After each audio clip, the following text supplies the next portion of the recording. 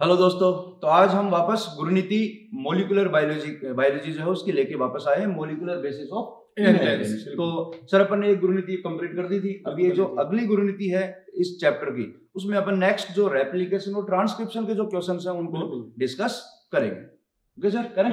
करते हैं। तो यहाँ जो फर्स्ट क्वेश्चन है, question number 45, NHC structural proteins are, simple है, नॉन हिस्टोन क्रोमोसोमल जो संरचनात्मक प्रोटीन होती हैं वो क्या होती हैं? तो बिल्कुल सिंपल है। तो थोड़ा अपन एक्सप्लेन करते हैं। जो NHC प्रोटीन्स होती हैं, नॉन हिस्टोन क्रोमोसोमल प्रोटीन, वो नेचर में एसिडिक होती हैं। बिल्कुल, ये थोड़ा इंपॉर्टेंट भी है, पूछ लेते हैं। एसिडिक नेचर की होती है और इनके ऊपर जो चार्ज है वो नेगेटिव होता है। और ऑब्वियसली सर, जो एसिडिक प्रोटीन होती है उन पे चार्ज नेगेटिव होता है और जो बेसिक प्रोटीन होती है उन पे चार्ज होता है पॉजिटिव। जैसे स्टोन प्रोटीन थी वो बेसिक थी और पॉजिटिव। तो यहाँ पर अपन थोड़ा देखें तो इसके अकॉर्डिंग क्वेश्चन करेंगे। बेसिक प्रोटीन, तो ऑब्वियसली स्टेटमेंट इनकरेक्ट हो गया। Required for packaging of chromatin higher level, ये सही बात है। जो क्रोमेटिन उसकी जो हायर लेवल पे पैकेजिंग करते हैं, जब सेल डिवीजन की बात आती है, प्रोफेज में जो कंडेंसेशन होता है वहां पर मुख्य रूप से नॉन स्टोन क्रोमोसोमल प्रोटीन ही भाग लेती हैं। तो ये करेक्ट हो गया। Acidic protein rich in lysine and arginine, ये एसिडिक तो हैं, लेकिन ये स्टेटमेंट जो है वो हिस्टोन प्रोटीन के लिए हो गया। बिल्कुल, लाइसिन आर्जिनिन तो पॉजिटिवली चार्ज अमीनो एसिड है, तो यहाँ पर क्या हो गया, ये इनकरेक्ट हो गया। तो ऑब्वियसली आंसर जो है इसका सेकंड आंसर करेक्ट हो जाएगा। बिल्कुल सिंपल क्वेश्चन था। Next question, how many histone molecules are found in octamer of nucleosome. जैसे कि हम न्यूक्लियोसोम जो है उसमें ऑक्टामर होता है, इस ऑक्टामर के अंदर अपने को पता है टोटल जो हिस्टोन प्रोटीन है वो यहाँ पे 8 हुआ करती है।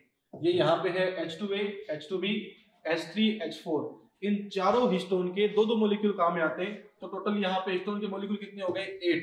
बट क्वेश्चन में अगर ऐसे होता कि कितने टाइप की, तब यहाँ पे आंसर आता 4 आता है। यहाँ पूछा है हाउ मेनी, टोटल नंबर पूछ लिया, ऑब्वियसली टोटल नंबर 8 हो जाएगा, तो आंसर हो जाएगा 8।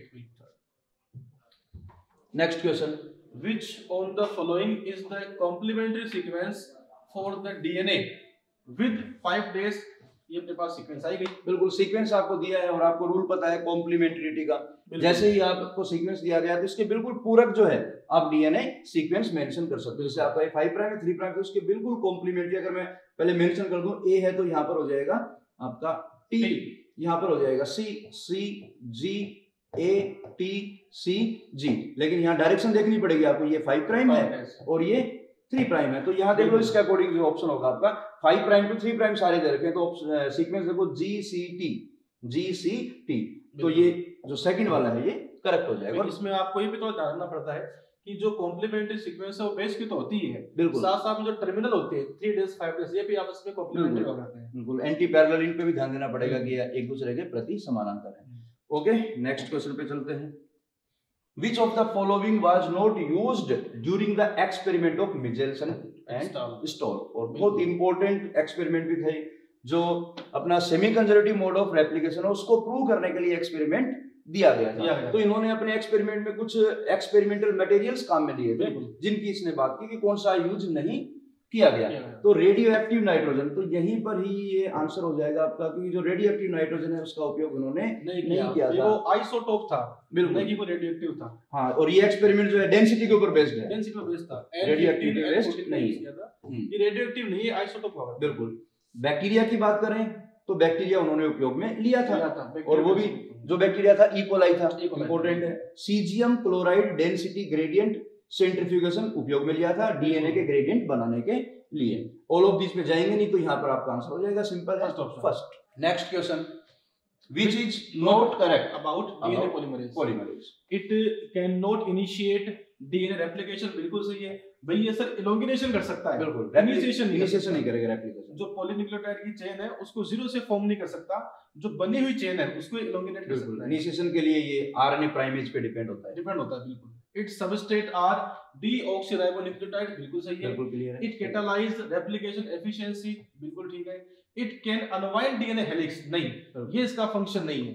अनवाइंडिंग जो है वो डीएनए हेलिकेज से होती है, जब रेप्लिकेशन होता है तो हेलिकेज अनवाइंडिंग करेगा। तो यहाँ पर सिंपल है, ये आपका फोर्थ आंसर चला गया। बिल्कुल। Next, new strand that synthesized in small piece and then joined together during DNA replication is called तो ठीक है, अपने को पता है कि जब रेप्लिकेशन हुआ करता है तो उस रेप्लिकेशन के अंदर क्या होगा, एक तो वहां पर वो टर्मिनल होगा जहां पे कंटिन्यूअसली चेन का फॉर्मेशन होगा, वो होता है अपना लीडिंग स्ट्रैंड, और जहां पे अपन कह सकते हैं कि साहब फ्रेगमेंट के फॉर्म में होता है, वो कहा जाए फ्रेगमेंट बनते हैं, इसको हम लोग क्या बोलते हैं, लैगिंग स्ट्रैंड। सिंपल है, डायरेक्ट ये लैगिंग स्ट्रैंड आंसर। बिल्कुल। Next, match the following and choose the correct combination from the option given. तो यहाँ पे मैचिंग करनी है अपने को, splicing Okazaki fragment Jacob direct ही अपन मैच कर देते हैं। स्प्लाइसिंग दे रखा है तो स्प्लाइसिंग में इंट्रॉन्स को क्या करेंगे अपन, रिमूव कर देंगे। ओकाजाकी फ्रेगमेंट तो यहाँ पर अभी आपने बताया सर लैगिंग स्ट्रैंड हो जाएगा। जैकब और मोनार्ड इंपॉर्टेंट, इन्होंने लैक ओपेरॉन जो है वो कॉन्सेप्ट दिया था, और जो इंड्यूसर है, प्रेरक है, ये लैक ओपेरॉन में ही बात करेंगे अपन। लैक्टोज जो है लैक ओपेरॉन का प्रेरक होता है, तो यहाँ पर अपन ने मैचिंग कर दी। सिंपल आंसर बिल्कुल आ जाएगा। Next, during DNA replication initiation is catalysed by helicase, topoisomerase, DNA polymerase या आरएनए प्राइमेज। तो अपने को पता है कि जो आरएनए प्राइमेज है वो वहां पे प्राइमर का फॉर्मेशन करेगा, जिससे इनिशिएशन हो जाएगा। तो जस्ट अभी बताया था कि डीएनए पॉलीमरेज इनिशिएशन करने में सक्षम होता है, तो इस पे डिपेंड करेगा। आरएनए प्राइमेज इनिशिएशन कर देगा, बाद में एलोंगेशन हो जाएगा। चलो नेक्स्ट क्वेश्चन पे चलते हैं। During replication the base sequence of newly synthesized strand is directed by DNA polymerase, template strand, primary strand या आरएनए प्राइमेज। तो अपने को पता है कि जो नई बनने वाली चेन में बेस पे रहेंगे वो अकॉर्डिंग टू टेम्पलेट स्ट्रैंड आते हैं।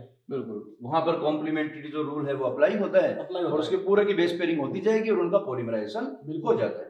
टेम्पलेट के अकॉर्डिंग यहाँ पे आरएनए के अंदर बेस पे आ जाते हैं। बिल्कुल।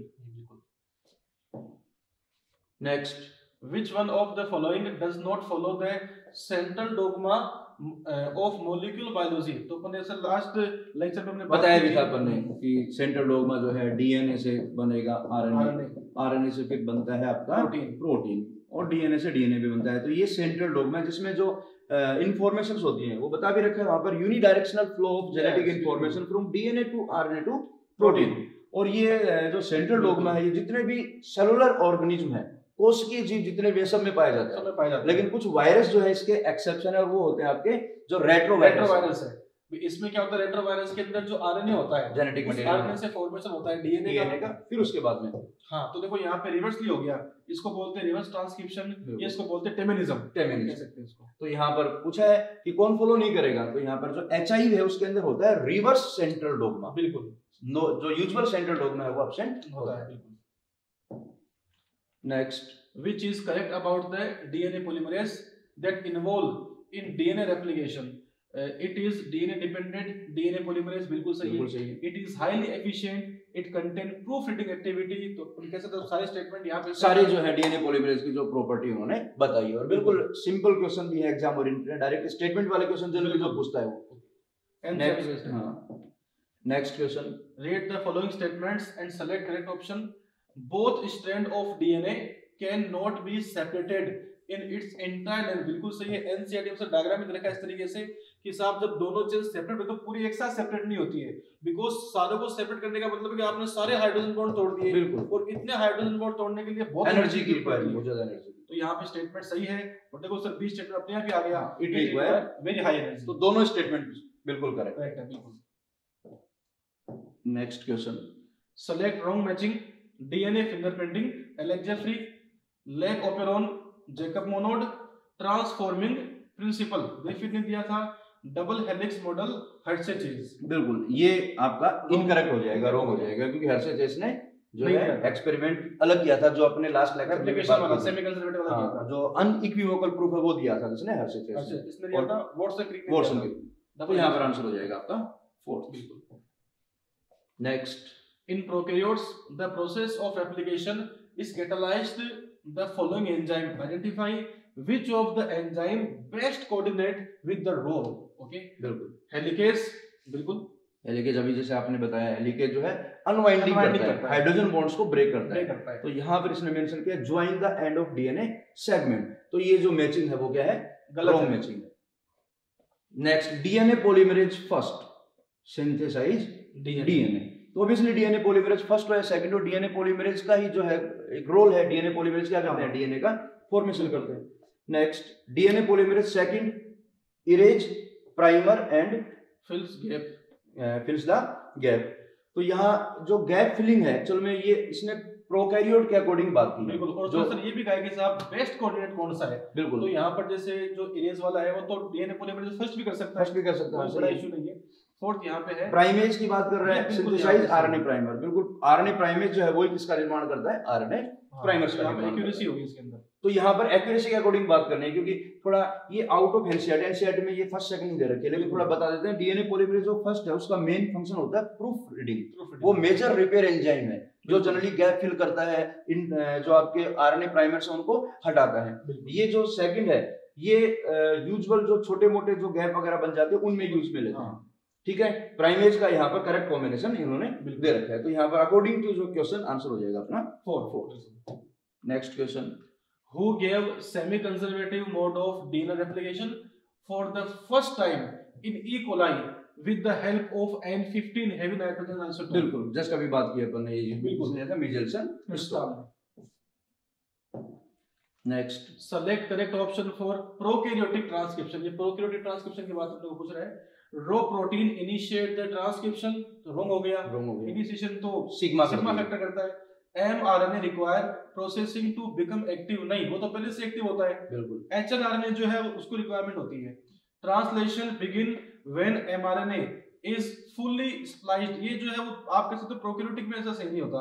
प्रोकैरियोटिक में स्प्लाइसिंग प्रोसेस ही नहीं होती नहीं splicing. Transcription take place in cytoplasm. बिल्कुल सही है। ये यहाँ पे प्रोकैरियोट में जो ट्रांसक्रिप्शन है वो साइटोप्लाज्म में होता है, और बाकी स्टेटमेंट जैसा सर ने बताई बिल्कुल क्या है, इनकरेक्ट है। तो यहाँ आंसर हो जाएगा अपना 4th। Next, consider the following statement. During transcription adenine pairs with uracil, तो बिल्कुल सही है। ट्रांसक्रिप्शन में यूरेसिल आएगा, थाइमिन तो आएगा नहीं। Principle of complementary governs the both of transcription and replication, बिल्कुल दोनों में फॉलो होता है। In transcription only a segment of DNA and only one of the strand is copied into RNA, बिल्कुल करेक्ट है। रेप्लिकेशन में तो दोनों से बनेगा, ट्रांसक्रिप्शन में खाली एक से बनेगा। और यहाँ पर कुछ पर्टिकुलर सेगमेंट का ही ट्रांसक्रिप्शन होता है, पूरे डीएनए का ट्रांसक्रिप्शन स्पेसिफिक सिस्ट्रॉन उसी में हो पाएगा। By switching promoter position with terminator the definition of template and coding strand could be reversed, बिल्कुल अपन यहाँ पे कह सकते हैं। करेक्ट स्टेटमेंट एनसीईआरटी में बिल्कुल क्लियरली लिखा भी है। जो प्रमोटर है वो टेम्पलेट और कोडिंग स्ट्रैंड को परिभाषित करता है, डिफाइन करता है। अगर आपने प्रमोटर और टर्मिनेटर के सीक्वेंस को एक्सचेंज कर दिया तो कोडिंग और जो टेम्पलेट स्ट्रैंड की डेफिनेशन रिवर्स हो जाती है, उल्टी हो जाएगी। तो ये काफी इंपॉर्टेंट स्टेटमेंट भी है। तो फिर तो सर सारे स्टेटमेंट क्या हो गए, सही है, करेक्ट हो गए। कितने कथन सही है, all statements are correct. Next, which of the following enzyme is used for DNA synthesis from RNA, मतलब आरएनए से अपने को यहाँ पे डीएनए का फॉर्मेशन करना है। तो आरएनए पॉलीमरेज, तो जब डीएनए बन रहा है तो डीएनए पॉलीमरेज बिल्कुल। और ये होगा RNA dependent DNA polymerase. RNA से अगर डीएनए पूछा, अगर पूरा नाम लिखे आरएनए डिपेंडेंट डीएनए पॉलीमरेज, तो डीएनए से डीएनए बने तो डीएनए डिपेंडेंट डीएनए पॉलीमरेज। अच्छा क्वेश्चन भी है, कई बार पूछ लेते। Next, the codons that causing chain termination are, तो चेन का जो टर्मिनेशन है वो स्टॉप कोडोन से होता है। स्टॉप कोडोन सेलेक्ट करना है। यहाँ पर है यूएजी, यूजीए और UA, second answer. Next, the primary transcript produced in eukaryotes is required 5 days। देखो जो hnRNA बनता है जो कि प्राइमरी mRNA होता है, ये hnRNA के अंदर आप कह सकते हो कैपिंग भी होती है, टेलिंग भी होगी और स्प्लाइसिंग भी होती है। तीनों प्रोसेस जो है वो तीनों प्रोसेस यहाँ पे पाई जाती है। तो यहाँ आंसर फिर हो जाएगा आपका 4। और ये थोड़ा इंपॉर्टेंट भी है, केवल अभी जैसे आपने पहले भी बताया था कि प्रोकैरियोट में नहीं होता, ये सारे प्रोसेस जो है यूकैरियोट के ही कैरेक्टर है, क्योंकि वहां पर एचएनआरएनए बनता है और एचएनआरएनए को एक्टिवेट करने के लिए जो है ये सारे प्रोसेस किए जा रहे हैं। तो इसीलिए बोलते हैं कि यूकैरियोटिक में मोर कॉम्प्लेक्स होता है, बिल्कुल ज्यादा जटिलता पाई जाती है। Next, the given figure is diagrammatic representation of the synthesis of an RNA molecule.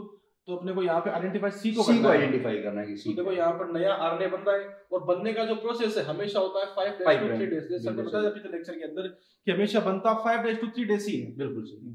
तो यहाँ पर क्या हो जाएगा, सी हो गया। यहाँ 5 days ये ऑब्वियसली किसको रिप्रेजेंट कर रहा है, आरएनए जो डिस्प्लेस हो रहा है। यहाँ पर आंसर हो जाएगा फर्स्ट।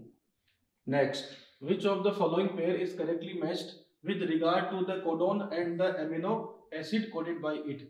जीओजी यहाँ पे है ट्रिप्टोफैन, एजीए यहाँ पे आर्जिनिन है, एसीसी ग्लूटामिन है। एसीसी यहाँ पे थ्रियोनिन को करता है, बिल्कुल नहीं ग्लूटामिन को करता है। और जीओजी जो है वो वेलिन को करता है, बिल्कुल। तो यहाँ पर इनकरेक्ट हो गया, इनकरेक्ट हो गया। तो उसने पूछा गया, सही पूछा, एजीए जो है आर्जिनिन को। ये क्वेश्चन इसलिए डाल दिया सर कि वहां पर चेकर बोर्ड दे रखा है, तो कई बार कि लगे बच्चों को याद करने हैं वो, है ना, कई बार वो क्वेश्चन पूछ ले, तो ऑब्वियसली जनरली सिंपल क्वेश्चन पूछते हैं तो मेरे ख्याल से सारे बच्चे कर लेते हैं, लेकिन अगर इस तरह की क्वेश्चन डिजाइन कर जिसको याद है वो ही कर पाएगा, और मेरे ख्याल से तभी आप एक्स्ट्रा स्कोर कर पाओगे। इसलिए एनसीईआरटी का कोई कंटेंट छोड़ना नहीं है, सब कुछ याद करके कई बार क्या एग्जामिनर आपकी हेल्प भी कर सकता है, वो मैचिंग वाले देता है। हाँ, मैचिंग मान लो एक स्टार्ट कोडन हो गया, तो आप उससे बाकी के पहचान सकते हो, आराम से स्टॉप कोडन से पहचान सकते हो, वो आपकी हेल्प करने के लिए होता है। Next question, which of the following codon code same information as UGC. तो यहाँ पर जो यूजीसी किसको करते हैं, वो करते हैं 16 को, और ये यहाँ पे किसका सेम हो गया, यूजीयू, यूजीए, यूएजी, यूजीसी, यहाँ पे हो गया अपना यूजीसी। बिल्कुल, तो ये वही कोडन वाला आ गया जो आपको थोड़े से याद भी रखना, सेम थीम हो।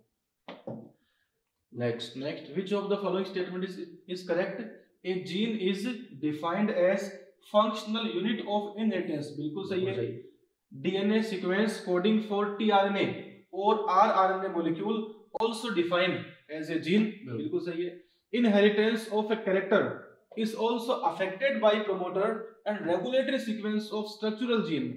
बिल्कुल अपन यहाँ पे कह सकते हैं सारे स्टेटमेंट यहाँ पर सही है। और ये एनसीईआरटी के स्टेटमेंट अपन ने उठाए हैं क्योंकि डायरेक्टली पूछ भी लेता है। जो अभी जैसे जीन को अपन डिफाइन करें तो आपको जितना याद रखना है जीन कौन होगा, डीएनए का वो पार्ट जिससे ट्रांसक्रिप्शन हो जाए, जिससे कोई भी आरएनए बने, इधर एमआरएनए, टीआरएनए और एमआरएनए, उसको अपन क्या बोलेंगे, जीन। और ये भी वहां पर सर प्रोमोटर वाले पार्ट में दे रखा है। जो प्रोमोटर होता है यूनिट, उसके आगे पीछे कुछ ऐसे सीक्वेंस होते हैं जो उसको रेगुलेट करने में हेल्प करते हैं। जैसे एग्जांपल लैक ऑपरेंड में आएगा ऑपरेटर, तो प्रोमोटर के जस्ट बाद में हो तो ऑपरेटर क्या कर रहा है, रेगुलेट करने में हेल्प करता है। तो थोड़ा सा स्टेटमेंट्स के ऊपर भी थोड़ा सा ध्यान देना। तो आंसर हो जाएगा सर यहाँ पर 4। Next, select incorrect option for transcription unit. The promoter and terminator flanks the structural gene. बिल्कुल, जो स्ट्रक्चरल जीन दोनों तरफ होते हैं, तो एक तरफ प्रमोटर और टर्मिनेटर होता है। Promoter is located towards 5' end of structural gene respect to the coding strand. तो कोडिंग स्ट्रैंड का बिल्कुल 5' की तरफ होता है। ये कुछ इस तरीके से होगा, ये यहाँ पे था टेम्पलेट स्ट्रैंड, ये कोडिंग स्ट्रैंड, ये यहाँ पे है प्रमोटर, ये यहाँ पे है टर्मिनेटर, ये 3' 5', ये 5' और ये 3'। फिर यहाँ पे terminator is located in upstream. Terminator जो है वो अपस्ट्रीम में नहीं होता, वो डाउनस्ट्रीम में होता है। तो यहाँ पर ये स्टेटमेंट रॉन्ग हो गया। रॉन्ग कुछ है। और याद भी रखना है, प्रमोटर हमेशा मिलेगा आपको अपस्ट्रीम में, और स्ट्रक्चरल जीन और टर्मिनेटर हमेशा मिलेंगे डाउनस्ट्रीम में। Next, which of the following process necessitates define the boundaries that would demarcate the region and the strand of DNA that would transcript। तो निम्न में से कौन सा प्रक्रम डीएनए की लड़ी व जगहों को पता लगाने में जो अनुलेखन में भाग लेते प्रदर्शित करता है? बिल्कुल नहीं हो गया, अभी जस्ट पहले स्टेटमेंट आया भी था, सेम ये बना रखा है। ट्रांसक्रिप्शन प्रोसेस की सहायता से आपको पता लगेगा कि कौन सी लड़ी जो है वो टेम्पलेट का काम करेगी और कौन सा भाग जो है वो क्या होगा, ट्रांसक्राइब होगा। तो आंसर हो जाएगा transcription. Next, which of the following amino acid is coded by maximum 6 codons. तो अपने को पता है कि मैक्सिमम जो कोडोन्स है वो 6 हो सकते हैं किसी एक एमिनो एसिड के लिए। बिल्कुल, और वो सीरीन, आर्जिनिन, ल्यूसीन, इन सब के लिए पॉसिबल है। बिल्कुल, डीजनरेसी ऑफ जेनेटिक कोडिंग भी रहता है। और याद भी रखना, 3 ऐसे हैं जिनके लिए 6 कोडोन जो है प्रेजेंट होते हैं और वो एक ही एमिनो एसिड को क्या कर रहे हैं, कोड कर रहे हैं। डीजनरेसी एग्जाम में पढ़ा है। Next, if genetic codons are overlapping then how many codons are possible in the following amino। ये बिल्कुल सिंपल है, हम लोग बोलते हैं कि साहब कोडोन ओवरलैप है, बट यहाँ पे आपको ओवरलैपिंग करानी है। बिल्कुल, जैसे फर्स्ट कोडोन यहाँ पर गया AUG, दूसरा हो गया UGC, तीसरा हो गया GCA, चौथा हो गया CAC, फिर ACA, फिर AA। तो टोटल लगे अपने पास में यहाँ पे हो गए 1 2 3 4 5 6। और हाँ, ओवरलैपिंग का क्योंकि यहाँ तो न्यूक्लियोटाइड कम दे रखे हैं सर, यहाँ इनको बच्चों को फॉर्मूला बताया जाता है। फॉर्मूला सिंपल है, N-2। यहाँ पर n जो है वो है नंबर ऑफ न्यूक्लियोटाइड, जितने न्यूक्लियोटाइड है उसमें 2 कम कर दो आपको। बिल्कुल, जिसमें न्यूक्लियोटाइड कितने 3 3 6 3 9, तो 9 में से 2 घटा दो, तो यहाँ पर कितने पॉसिबल कोडोन बन सकते हैं। अगर ओवरलैपिंग हो तो आंसर हो जाएगा 7। अगर मान लो यहाँ दे रखे होते हैं 99, तो उसमें 2 कम कर दो आप, 96 7 हो जाएगा। तो इस तरह से आपको ये ट्रिक याद रखनी है, N-2। Next, incorrect statement about dsDNA is both strands are complementary. तो बिल्कुल अपन कैसे किताब साहब ये कॉम्प्लीमेंटरी है, ए के सामने टी के सामने होती है। Both strands are antiparallel, both strand contain similar nucleotide sequence. Similar nucleotide sequence नहीं आता इसमें, ये कॉम्प्लीमेंट्री सीक्वेंस होती है। Both are joined through H bond, ये बिल्कुल सही है। तो यहाँ पर जो इनकरेक्ट है वो थर्ड हो जाएगा। जैसे सर ने बताया दोनों स्ट्रैंड कॉम्प्लीमेंट्री हैं, लेकिन दोनों में पूरकता का मतलब समानता नहीं होता। वहां पर लिख भी रखा है, पूरकता का मतलब समानता नहीं होता। दोनों में न्यूक्लियोटाइड का सीक्वेंस क्या मिलेगा, डिफरेंट। और सर वहां पर देखो एग्जांपल भी दिया था कि दोनों टेम्पलेट का काम क्यों नहीं करते, तो क्लियर हो रहा है कि दोनों का सीक्वेंस अलग है, तभी तो दोनों अलग अलग प्रकार की प्रोटीन बिल्कुल बनाती है। तो यहाँ पर कॉन्सेप्ट हो आगे आंसर हो जाएगा third. Next, select odd one regarding genetic codon, unambiguous and specific, degenerate, nearly universal, overlap. तो अपन कह सकते हैं कि ये ओवरलैप नहीं हो सकता। बिल्कुल ये बाकी प्रॉपर्टी है। हाँ, बाकी प्रॉपर्टी इसकी है। ओवरलैप नहीं होंगे, जेनेटिक कोड होते हैं वो यूजुअली क्या है, नॉन ओवरलैप्ड है। एक्सेप्शन जैसे आपने अभी क्वेश्चन भी करवाया था, एक्सेप्शन मिलेगा आपको ओवरलैप का केवल 5174 फेज में। तो ये जो है इसके अंदर थोड़ा सा ओवरलैप कोडोन पाए जाते हैं, जिससे हर बार ये अपनी प्रोटीन को बदल भी लेता है, लेकिन यूजुअली जो है ओवरलैप नहीं होता। इसी वायरस में होता है। Next, why both the strands of DNA are not copied during transcription. तो बिल्कुल हमने कहा था ट्रांसक्रिप्शन में खाली जो टेम्पलेट स्ट्रैंड है उसी से आरएनए बनता है। Strands of DNA act as template for transcription. Transcribed RNA molecule have similar sequence, make the genetic information machine is simple. Two RNA molecules, हाँ ये सही है, two RNA molecules if produced simultaneously would complementary to each other so form a dsRNA। बिल्कुल ये जटिलता उत्पन्न हो जाएगी। अगर दोनों टेम्पलेट का काम करेंगे तो दोनों से जो बनने वाले आरएनए वो एक दूसरे के पूरक होंगे, और पूरक होते ही वो द्विरज्जु के आरएनए में बदलेंगे, जिससे ट्रांसलेशन नहीं हो पाएगा। इसलिए उन्होंने ये जो है इवोल्व किया ही नहीं, केवल एक स्ट्रैंड को जो है टेम्पलेट बनाया। अगर मान दोनों टेम्पलेट में आ गए तब तो फिर वहां पर जो बनने वाला आरएनए है वो अलग टाइप का हो गया, फिर एक जीन से दो प्रोटीन बन जाएगी, तो वो कॉम्प्लेक्सिटी क्रिएट हो जाएगी जेनेटिक ट्रांसफर मशीनरी में। तो आंसर यहां हो जाएगा 4। Next, defining a transcription unit, all the reference point are made with coding, non coding, nonsense या टेम्पलेट। तो अपन कह सकते हैं कि साहब जो कोडिंग स्टैंड है हम उसी बेस पर डिसाइड करते हैं, प्रमोटर को, टर्मिनेटर को, सब। और उसको बोलते भी अपन रेफरेंस स्टैंड भी बोल देते हैं, कोडिंग स्टैंड, इसीलिए उसका दूसरा नाम है वो। बिल्कुल, तो ये आंसर हो जाएगा coding stand. Next, which presence in transcription unit define the template and coding stand. तो हम डिफाइन अब यहाँ पर किसके बेस पे करते हैं, प्रमोटर के बेस पे कर देते हैं। अभी क्वेश्चन भी आया तो प्रमोटर को अगर चेंज कर दिया टेम्पलेट से तो डेफिनेशन चेंज हो जाती है। तो ये याद भी रखना है बच्चों को कि प्रमोटर ही डिसाइड करेगा कौन कोडिंग होगी, कौन टेम्पलेट होगी। Next, the additional regulatory sequence present in a transcription unit, they may be present, अतिरिक्त नियामक अनुक्रम एक अनुलेखन इकाई में होती है, उपस्थित हो सकते हैं। बिल्कुल। तो अपस्ट्रीम टू प्रोड्यूसर, जस्ट अभी आया था सर, अपन डिस्कस किया था प्रमोटर के आगे या पीछे, तो उसके अपस्ट्रीम में भी हो सकते हैं और डाउनस्ट्रीम में हो सकते हैं। तो यहाँ फिर आंसर अपन क्या करेंगे, मोर देन, ये फोर्थ आंसर हो जाएगा। बिल्कुल। Next, during transcription nucleoside triphosphate works as substrate, बिल्कुल कर सकता है, एज एनर्जी कैरियर, बिल्कुल कर सकता है, एज मोनोमर ऑफ आरएनए। तो यहाँ पे ऑल ऑफ दिस हो जाएगा, बिल्कुल सारे कर सकते हैं। और दे भी रखा हुआ फंक्शन, इसके ड्यूअल फंक्शन होते हैं, एनर्जी भी दे रहा है ताकि प्रोसेस जो है वो स्पीड से हो जाए। ट्रांसक्रिप्शन के पास में दे रखी है बकायदा एनसीईआरटी लाइन है। Next question, RNA polymerase first never transcript. तो आरएनए पॉलीमरेज फर्स्ट किसको अनुलेखित नहीं कर सकता, 28SR आरएनए कर सकता है, 18 भी कर सकता है, 5.85SR आरएनए जो है इसको ये नहीं कर सकता। तो आंसर यहाँ पे हो गया फोर्थ ऑप्शन। बिल्कुल, यहाँ अपने पास स्पेस से थोड़ा यूज ही कर लें इसको। बिल्कुल, जो आरएनए पॉलीमरेज होते हैं वो यूकैरियोट में तीन टाइप के होते हैं, RNA polymerase first, RNA polymerase second, RNA polymerase. और यहाँ से अक्सर क्वेश्चन आता रहता है, इसलिए बता ही देते हैं। आरएनए पॉलीमरेज फर्स्ट जो है वो आरआरएनए का फॉर्मेशन करेगा, और आरआरएनए में भी कौन से विजय सर ने बताई, 28S, 5.8S और 18S। इसके अलावा जो सेकंड है वो बनाएगा एचएनआरएनए, और एचएनआरएनए जो है एमआरएनए का क्या है सर, प्रीकर्सर है, एक ही बात है, एमआरएनए से बन जाएगा। थर्ड जो है वो होता है टीआरएनए के लिए, लेकिन अपवाद स्वरूप ये 5S आरआरएनए भी बनाता है और साथ में एसएनआरएनए का भी निर्माण करता है। तो ये टेबल जो है एनसीईआरटी ने दे भी रखी है, और जहां से अक्सर क्वेश्चन आता रहता है, जो बिल्कुल आपको याद रखनी है। ओके सर, चलें आगे। हाँ, next 81, who gave the idea that genetic codon is made up of combination of bases। तो ये सबसे पहले आइडिया किसने दिया था, जॉर्ज गेमो ने दिया था।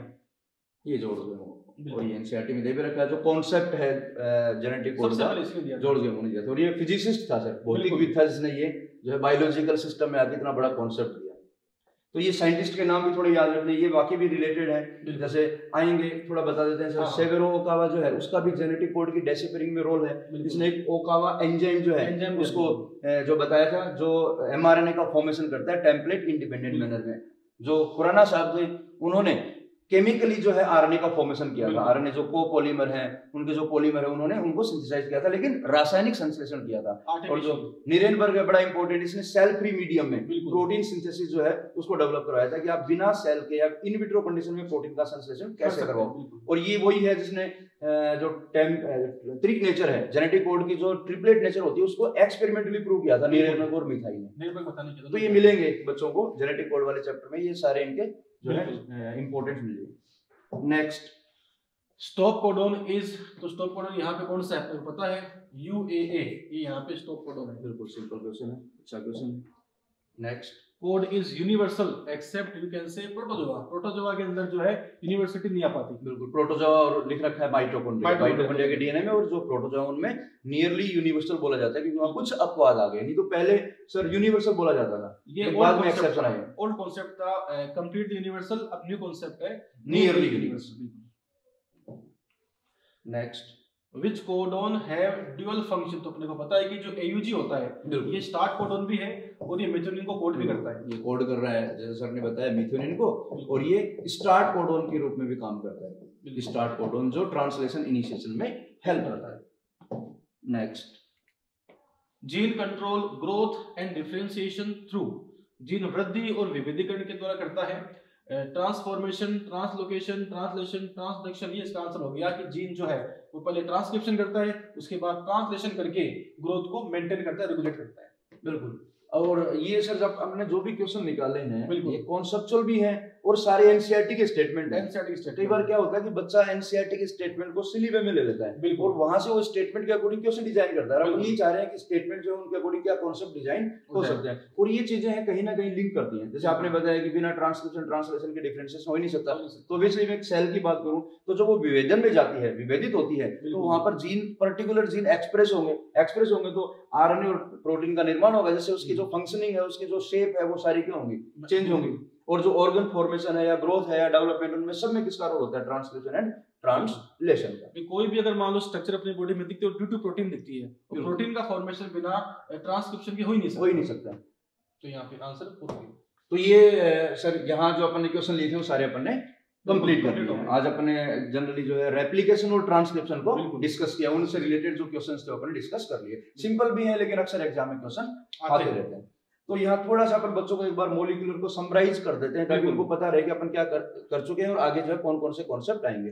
तो मॉलिक्यूलर बेसिस ऑफ इनहेरिटेंस, जैसा कि एनसीईआरटी में मेंशन किया, इसकी कहानी सर डीएनए से शुरू होती है। तो मेरे ख्याल से यहाँ डीएनए की पूरी स्ट्रक्चर, उसकी जो मॉडलिंग है, वॉटसन क्रिक मॉडल, वो सारा का सारा एक्सप्लेन कर रखा है और जहां से क्वेश्चन डिजाइन करता रहता है। उसके बाद में वो डीएनए पैकेजिंग की बात कर रहा है सर। जो डीएनए पैकेजिंग है वो प्रोकैरियोट और यूकैरियोट दोनों में उन्होंने डिफाइन करके, और वहां से भी 2-4 क्वेश्चन जो है बनने के चांस होते हैं। तो मेरे ख्याल से उनके ऊपर फोकस करना चाहिए। प्रोकैरियोट की सिंपल है, लेकिन यूकैरियोट में बात करते हैं स्टोन प्रोटीन वगैरह, उनकी पैकेजिंग अपन ने क्वेश्चन भी डिस्कस किए हैं, ऑक्टामर, न्यूक्लियोसोम सारा अपन ने डिस्कस कर लिया। उसके बाद में कुछ एक्सपेरिमेंट्स हैं for the search of genetic material. Griffith experiment discuss किया अपन ने, इसके अलावा एवरी, मैकलियोड, मैककार्टी एक्सपेरिमेंट और फिर हर्शे, चेस, उसके भी अपन ने सारे क्वेश्चन लपेट लिए हैं। उसके बाद में डीएनए वर्सेज आरएनए, ये टॉपिक भी इंपॉर्टेंट है, थ्योरेटिकल है, लेकिन यहाँ पर जो स्टेटमेंट है काफी अच्छे स्टेटमेंट लिख रखे हैं कि इनमें क्या क्या डिफरेंस है, कि जेनेटिक मटेरियल की प्रॉपर्टी जो है वो क्या होनी चाहिए। तो हर एक पॉइंट पे आपको फोकस करना पड़ेगा। क्वेश्चन का कोई भरोसा नहीं है कहाँ कौन सी लाइन से क्वेश्चन डिजाइन कर दे। और अच्छा टॉपिक भी है कि डीएनए जो है वो आरएनए से बेटर किस वे में है, और आरएनए जो है वो डीएनए से किस वे में बेटर है। बिल्कुल, वो सारी चीजें अपन ने डिस्कस की हैं, स्ट्रक्चर वगैरह भी अपन ने मेंशन की हैं। तो ये जो है ये भी इंपॉर्टेंट, और एक अच्छी बात इनमें ये है कि सब कनेक्टेड है, कोई इसमें रटना नहीं है, सारे जो टॉपिक है एक दूसरे से बिल्कुल कनेक्टेड है। तो लिंक है तो इंटरेस्ट भी आता है कि कोई रट्टाफिकेशन ज्यादा नहीं है। उसके बाद में फिर उन्होंने रेप्लिकेशन स्टार्ट किया, जिसके अंदर सेमी कंजर्वेटिव मोड जो उसको एक्सप्लेन किया, मिचेल्सन स्टोल एक्सपेरिमेंट, और एक और भी है वो टेलर वाला भी, टेलर ने सर यूकैरियोट में किया था, और हाँ उन्होंने जो है प्रोकैरियोट में इसको प्रूव किया था। उसके बाद में जो रेप्लिकेशन प्रोसेस है पूरा जो है इंपॉर्टेंट है, रेप्लिकेशन प्रोसेस के भी क्वेश्चन अपन ने किए हैं, उसमें डिफरेंट टाइप्स के एंजाइम इन्वॉल्व होते हैं, उनका क्या रोल है, डीएनए पॉलीमरेज जो है मुख्य एंजाइम होता है उसकी क्या क्या प्रॉपर्टीज है, काफी अपन ने उन क्वेश्चंस को लपेट लिए हैं। इसके बाद में ट्रांसक्रिप्शन की बात की तो सर ट्रांसक्रिप्शन के क्वेश्चन भी अपन ने कर लिए हैं, ट्रांसक्रिप्शन एंड जेनेटिक कोडॉन्स, और यहाँ से भी क्वेश्चन डिजाइन होते हैं। जेनेटिक कोड से दो ही क्वेश्चन आते हैं सर, जैसे आपने जनरली देखा है, या तो पूछेगा वो स्टार्ट कोडॉन या फिर वो स्टॉप कोडॉन की बात कर लेता है, तो इनके ऊपर फोकस करना है। तो ये अपने टॉपिक जो है कवर कर लिए हैं। अब इसके बाद जो है आपका ट्रांसलेशन और लैक ओपेरॉन, तो उनके क्वेश्चन जो है अपने अगली लेक्चर के अंदर इंक्लूड कर लेंगे, ताकि ये पूरा चैप्टर जो है पूरा समराइज हो जाएगा। फिर उसके बाद में सर अपने दो और बचेंगे मॉलिक्यूलर में, तो एक बार इनको बता देते हैं कि जो बायोमोलिक्यूल के हैं वो दो गुरुनीति में बायोमोलिक्यूल सारे कवर कर लेंगे। बेसिकली जो बायोमोलिक्यूल है वो अपने 11th के एनसीईआरटी में है, लेकिन वो ज्यादा अच्छे तरीके से इस डीएनए इस मॉलिक्यूलर वाले चैप्टर से अच्छे से कनेक्ट हो जाएगा, तो हम उसको यहाँ पे करेंगे, इसलिए ठीक है सर। बिल्कुल, तो मेरा मानना है कि बच्चे मॉलिक्यूलर बायोलॉजी को समझ रहे होंगे, बिल्कुल अच्छे से एंजॉय कर रहे होंगे, और इनसे बाहर मुझे नहीं लग रहा कोई क्वेश्चन आएगा। बिल्कुल भाई, जो क्वेश्चन है और जो ऑप्शंस है, बिल्कुल चारों ऑप्शन देखने के बाद में कोई क्वेश्चन बाहर से जाएगा नहीं, क्योंकि यहाँ पर एक क्वेश्चन 4 क्वेश्चन के बराबर होता है। बिल्कुल, सारे वो ऑप्शन क्यों गलत है क्यों सही है, तो आपको उस हिसाब से स्टडी कर लोगे तो सारा कवर हो जाएगा। पूरी एक थीम बन जाती है आपके सामने कि साहब कहाँ से क्वेश्चन किस तरीके से आ सकता है, ये सही तो सही क्यों है, गलत हो गलत क्यों है, इस तरीके से। चलो ठीक है, ओके थैंक यू।